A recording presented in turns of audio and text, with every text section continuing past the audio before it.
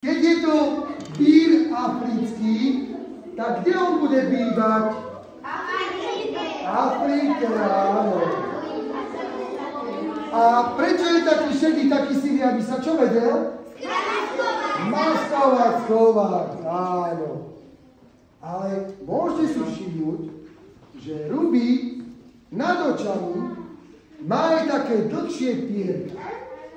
Takisto ich má aj pír skalný, ale my ich síce voláme, že sú to uška, no nie sú to také uši, ako máme my ľudia.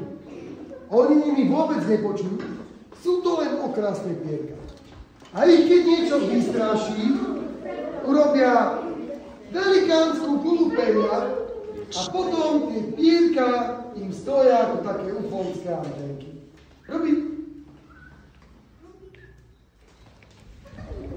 Ale vidíte, aké má veľké oči? No lenže každá sova, tá sa tými svojimi očami vie pozerať iba rovno dopredu.